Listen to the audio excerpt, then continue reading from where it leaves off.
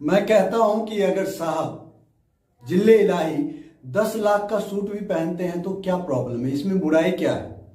आखिर साहब ने जनता को भी तो 15-15 लाख का टोपी पहनाया है।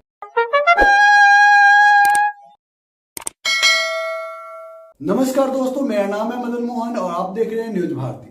साथियों, आज हम बात करेंगे आत्मनिर्भर भारत की और मोदी सरकार की क्रांतिकारी पहल की। आप देखिए ये पेपर कटिंग और स्टडी करने की कोशिश कीजिए। आप सबको पता होगा कि वाजपेयी जी के सरकार में जहां इन उपक्रमों में विनिवेश की योजना बनाई गई थी, वहीं भारतीय जनता पार्टी की मौजूदा सरकार मोदी जी के क्रांतिकारी नेतृत्व में इसे बेच दो और बेच दो के मूल मंत्र पर काम कर रही है। अब इसी खबर को ले लीजिए। 300 सरकारी कंपनियों को सरकार 23 में बदलना चाहती है। साहब को कौन बताए कि साहब वर्तमान वित्तीय वर्ष में तो आप आटे दाल चावल और नमक का जुगाड़ कर लेंगे, लेकिन इसके बाद क्या।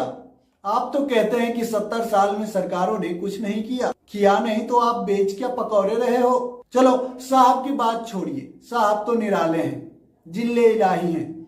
मैडम की ही बात कर लेते हैं। मैडम फाइनेंस मिनिस्टर, क्या आप भी पकौड़ों को बेचकर 23 करना चाहती हो? और फिर रोजगार की बात कहां से करोगी?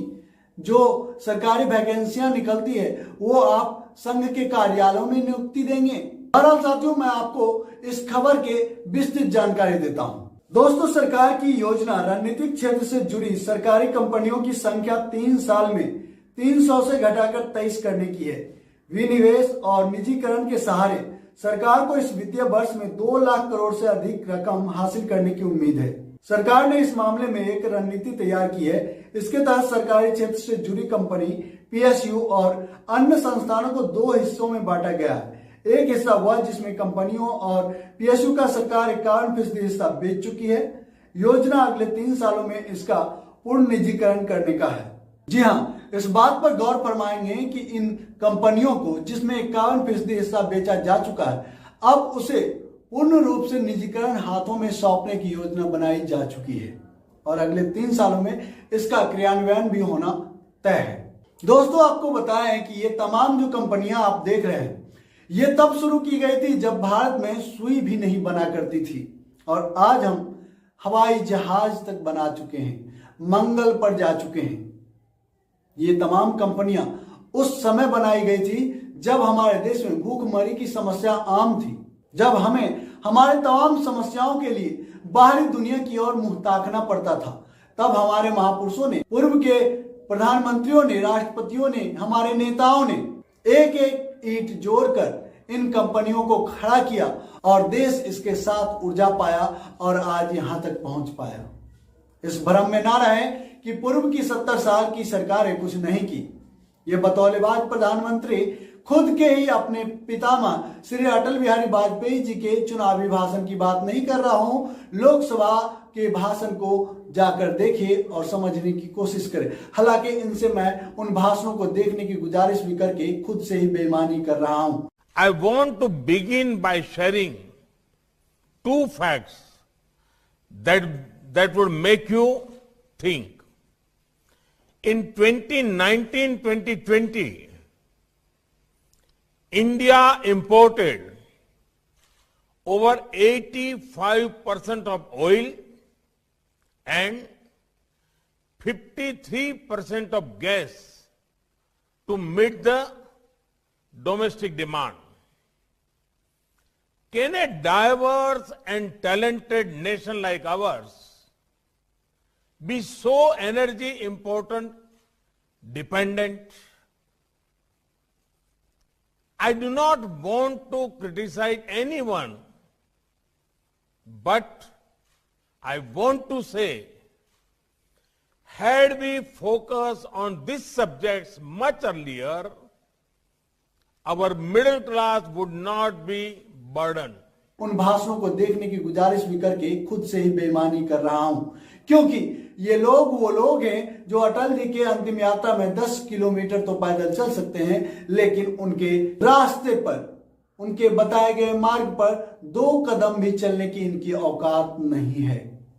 जो लोग दूसरों को क्रिटिसाइज करके ही अपने तमाम गलतियों के लिए गांधी, नेहरू और पूर्ववर्ती सरकारों को इसका कारण बताकर जनता के सामने अपनी छाती पीटने से नहीं चूकती है। ऐसे सरकारों को ऐसी बातें करना भी बेईमानी है।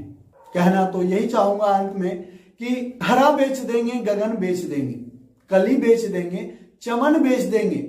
अगर तुम यूं ही सोए रहे देशवासियों तो ये फर्जी राष्ट्रवादी ये वतन बेच देंगे।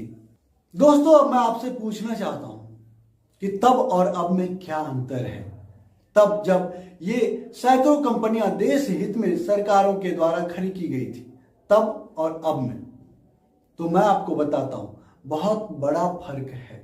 वो है आत्मनिर्भर भारत। जी हां, ये तमाम कंपनियां जब खड़ी हो रही थी देश में, तो ये कंपनियां हमारे देश को, हम तमाम जनता को आत्मनिर्भर बना रही थी। कुल मिलाकर हमारे भारत को आत्मनिर्भर बना रही थी। लेकिन सच मानिए, जो ये आत्मनिर्भर का ये जुमला है, जो अब की वर्तमान की मोदी सरकार ये जुमलेबाजी जो दे रही है आत्मनिर्भर भारत की, तब ये जुमलेबाजी और भाषणबाजी में आत्मनिर्भर भारत के शिगुफे नहीं थे। लेकिन आज जब उन तमाम कंपनियां जो हमारे देश को आत्मनिर्भर बना रही थी, उसे आज बेचा जा रहा है, तो आज कैसे इस आत्मनिर्भर भारत के जुमले के छतरी के नीचे, जरा आप सोचिएगा, जरा आप कल्पना कीजिए कि क्या हम अपनी संपत्तियों को बेचकर, रेंट लगाकर, किराए पर देकर क्या हम खुद को आत्मनिर्भर कर पाएंगे? क्या कोई जमींदार अपने जमीन को ठेका पट्टा पर लगाकर और फिर कहेगा कि हम आत्मनिर्भर बन गए? क्या यह संभव है? हम अपनी डिग्रियों को चंद पैसे में किसी के गुलामी के लिए सौंप दें, क्या हम और हमारा परिवार उससे आत्मनिर्भर हो जाएगा? बिल्कुल नहीं होगा। ऐसे में ये जो सरकार, कहना नहीं होगा कि मूर्खों की सरकार है। इन नीचे से ऊपर तक तमाम मंत्रियों और नेताओं के, चाहे दिग्गज हो या छुटभइये नेता हो, इनकी डिग्रियां जब मांग लेंगे तो बगले झांकने लग जाएंगे। जब इन्हें वंदे मातरम और जनगण मन, जो कि दूसरों को राष्ट्रभक्ति का पाठ पढ़ाते हैं और दूसरों को जय श्री राम, भारत माता की जय बुलवाते हैं, और तब उन्हें संतुष्टि होती है कि ये भारत देश का देशभक्त है और नहीं है, तो ऐसे वक्त में जब इन्हें खुद ही जनगण मन और वंदे मातरम का पूरा उच्चारण करने कहेंगे तो ये बगले झांकने लग जाएंगे। ऐसे ढोंगियों के बारे में कहना ही क्या। अंधभक्ति की हाइट ही कुछ ऐसी। मैंने सोचा है कि अब ये स्लोगन मैं अपने हर वीडियो में बोलूंगा। देश बर्बाद हो रहा है, बर्बादी नहीं दिखती। ये अंधभक्ति है साहब, इसकी दवाई नहीं बिकती। दोस्तों, अपनी आवाज को उठाइए मोतियाबिंद वायरस से देश को लड़ने के लिए, देश का स्वदेशी टीका बनाने के लिए आप ट्विटर ट्रेंड कर सकते हैं। जो करना है कीजिए, क्योंकि यह एक लाइलाज बीमारी है जो कि कभी भी किसी को भी किसी भी हालात में हो सकता है, और सच मायने में अभी 10-20 साल तो इसकी इलाज संभव नहीं है। आप हमारा साथ, आशा है आप हमारा साथ देंगे। इस वीडियो में इतना ही। अगर हमारी प्रस्तुति आपको अच्छी लगी तो वीडियो को लाइक करें, शेयर जरूर करें, और जो साथी पहली बार हमारे चैनल न्यूज भारती पर, आपसे निवेदन है कि हमारे चैनल को सब्सक्राइब कर लें और बेल आइकन को जोर दबा दें ताकि हमारा हर एक वीडियो सबसे पहले आपको मिले। जय हिंद, जय भारत, जय संविधान।